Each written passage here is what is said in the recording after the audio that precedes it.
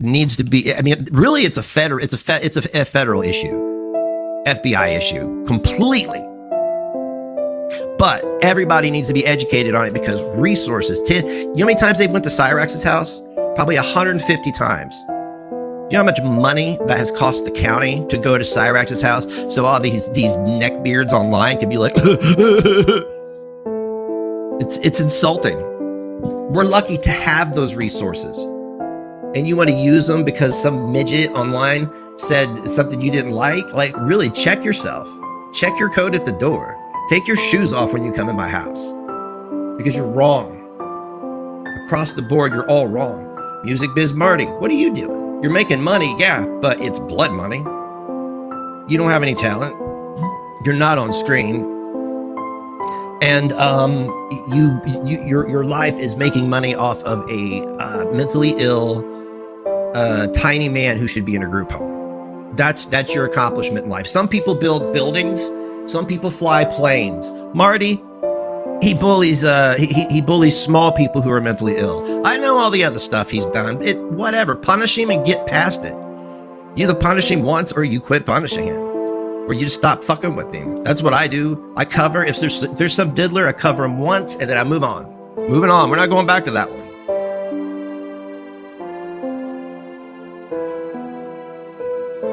Well, he got a visit, allegedly, from the feds.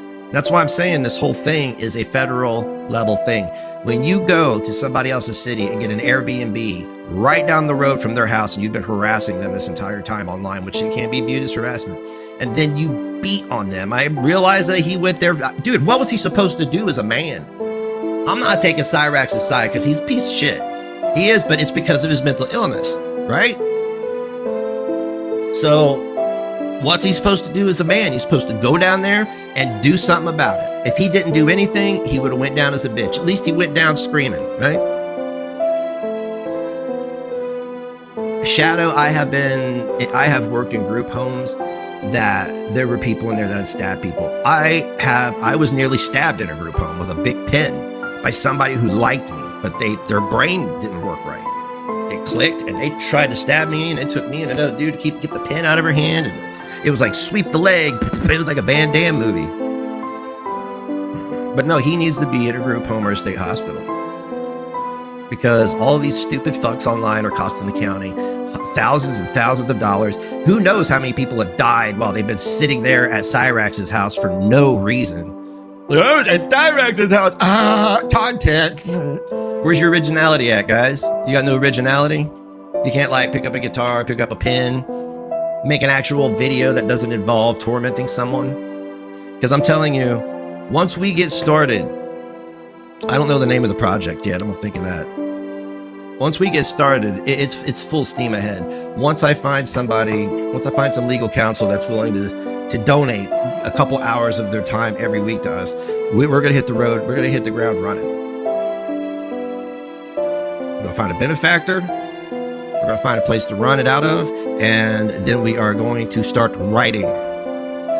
Because trust me, there are a lot of people out there who are really tired of the internet being the Wild West, where you can just do all these things. That's why people who SWAT got 20 years. Make an example.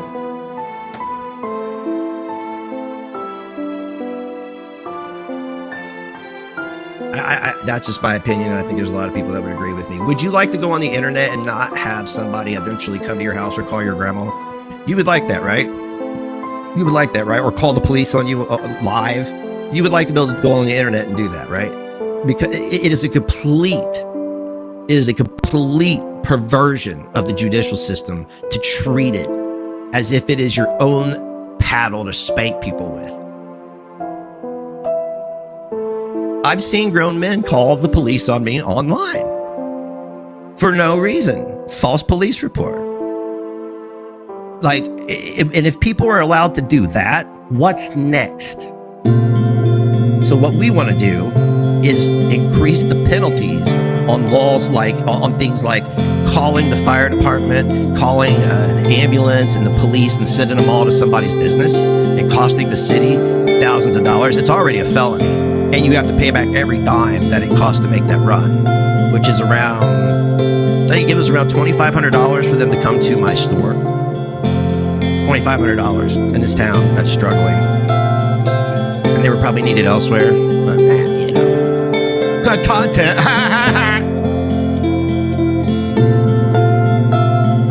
I'm over it. I'm over it. We pay taxes.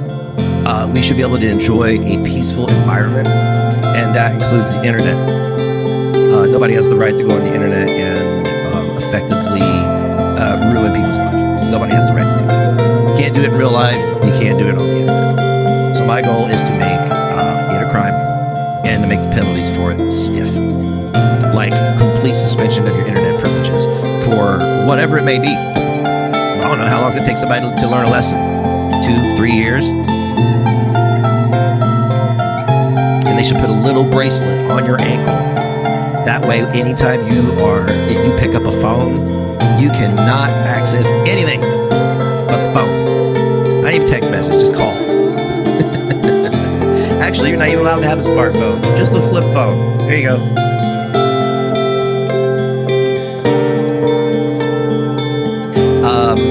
The doxing thing is already a crime. Malicious doxing is a felony. And if you post somebody's address on Twitter, that is malicious. So I want to see to it that those types of things are absolutely prosecuted and that the penalties are stiff.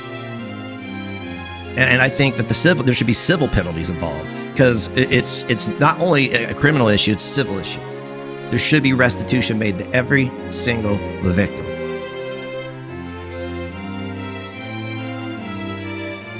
Tis the goal, ladies and gentlemen. I'm heading to Washington. Negz in Washington.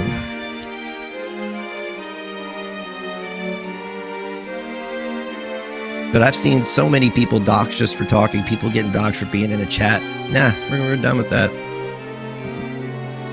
We're going to lobby for YouTube to change its rules as well.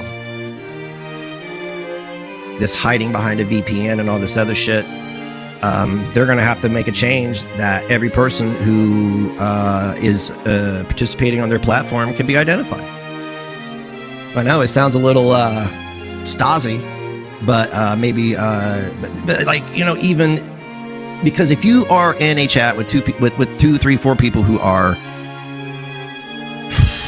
fanning the flames of hate or defaming someone or threatening them, you're complicit. If you don't leave and you participate, you're complicit, and we can identify you.